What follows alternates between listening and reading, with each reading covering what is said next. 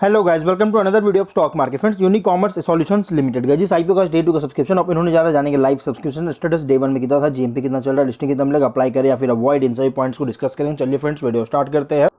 तो आज आईपीओ जो 6 अगस्त को ओपन हुआ था और 8 अगस्त को कल के दिन क्लोज किया जा रहा है 276.57 करोड़ का बुक बिल्ड इशू आईपीओ, जो कि company free offer for sale है। 2.56 करोड़ शेयर्स का ऑफर फॉर सेल के थ्रू फंड रेज किया जा रहा है और कंपनी जो है अलॉटमेंट डेट फाइनलाइज किया गया 9 अगस्त का। लिस्टिंग डेट है 13 अगस्त का। एनएससी बीएससी दोनों में लिस्टेड किया जाएगा।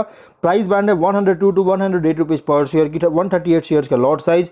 डबल आईफल सिक्योरिटीज और CLSA India private limited registrar है, लीड मैनेजर है और लिंक इन टाइम इसके रजिस्ट्रार है। प्रोमोटर होल्डिंग की बात करेंगे तो प्री इशू 53.38% का होल्डिंग देखने को मिल जाएगा। एंकर इन्वेस्टर से 124.46 करोड़ का फंड रेज कर चुका है। सब्सक्रिप्शन अगर देखा जाए तो QIB से कोई सब्सक्राइब नहीं किया गया है।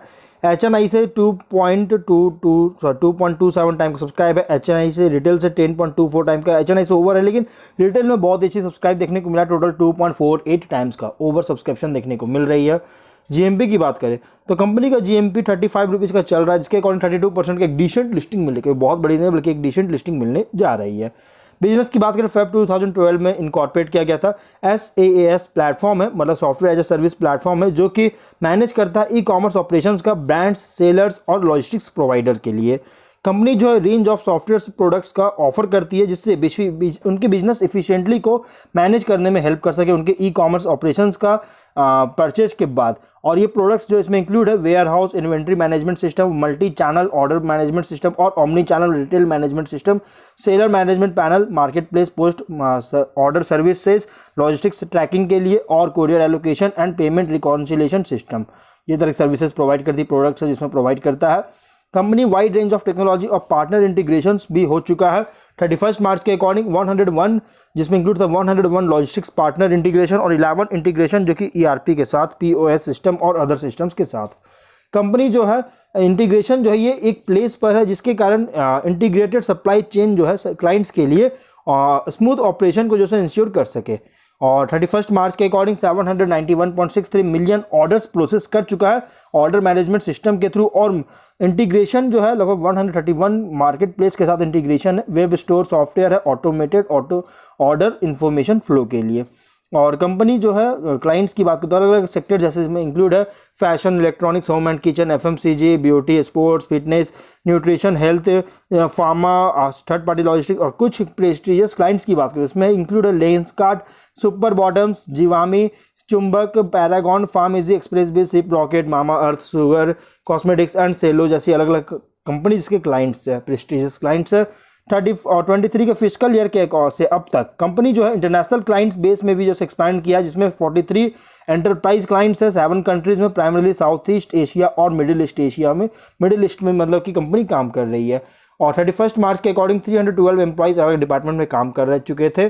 फिनेंशियल की बात करें तो 22 में 61.3 करोड़ का रेवेन्यू, 6 करोड़ का प्रॉफिट। 3 में 92.9 करोड़ का रेवेन्यू, 6.4 करोड़ का प्रॉफिट। 24 में 109.4 करोड़ का रेवेन्यू, 13 करोड़ का प्रॉफिट है। फिनेंशियल अगर देखा जाए तो टॉप लाइन में तो इंक्रीज किया है, बॉटम लाइन में भी इंक्रीज करता हुआ देखने को, एक्चुअली बॉटम लाइन में भी इंक्रीज करता हुआ देखने को मिला। मतलब टॉप लाइन बॉटम लाइन में अच्छी ग्रोथ देखने को मिला है, पॉजिटिव ग्रोथ है। वहीं अगर कुछ और रिस्की पॉइंट की बात करें तो एज SaaS प्लेटफॉर्म जो है इसमें हैवीली रिलाइज है टेक्नोलॉजी इंफ्रास्ट्रक्चर पर। Ecommerce management software highly competitive है और इकोनॉमिक डाउनटर्न के कारण इसके ई-कॉमर्स सेक्टर्स में अगर इम्पैक्ट बढ़ता है तो इसके कारण जो कंपनी का जो स्पेंड हो रहा है वो डिक्रीज होगा, जिसके कारण इस कंपनी को भी इम्पैक्ट पड़ेगा। एक्सटेंसिव इंटीग्रेशन जो इसका स्ट्रेंथ है, जो कि इसमें भी रिस्क हो सकता है। और इसको न्यूमरस इंटीग्रेशन को मैनेज और मेंटेन करना, ये भी एक कॉम्प्लेक्स और रिसोर्स इंटेंसिव है। मल्टीपल कंट्रीज में भी ऑपरेट कर रहा है, जिसके कारण यूनिकॉमर्स को अलग अलग रेगुलेटरी रिक्वायरमेंट्स एक्सपोज हो सकता है। कंपनी का सक्सेस बहुत ही क्लोजली टाइड है इसके क्लाइंट्स पर, और कोई भी मेजर क्लाइंट्स अगर लॉस होता है कंपनी को तो इसके कारण इस कंपनी का फिनेंशियल परफॉर्मेंस को अफेक्ट कर सकती है। वहीं अगर हम बात करें ऑब्जेक्टिव का तो कोई ऑब्जेक्टिव नहीं है, क्योंकि ये fully offer for sale IPO, secondary IPO है, तो इसलिए गाइस इसमें कोई भी मतलब कि फंड जैसे कंपनी द्वारा यूटिलाइज नहीं किया जाएगा, बल्कि इन्वेस्टर के पास जाएंगे। तो ओवरऑल अगर देखा जाए तो सिर्फ ओनली प्रॉफिट मेकिंग कंपनी है ई कॉमर्स, जो कि इनेबलमेंट SaaS प्लेटफॉर्म के थ्रू है, जो कि ग्लोबल प्ले मतलब कि एक तरह से देखने को हो रही है, और जो कि one of the only profit making company है। और इसलिए गाइज टॉप एंड बॉटम में अच्छी ग्रोथ हुआ। 24 में सडन बूस्ट हुआ जो कि डाउट क्रिएट कर रहा है, लेकिन 24 के अर्निंग के अकॉर्डिंग गाइज प्राइस बैंड थोड़ा सा ज़्यादा रखा गया।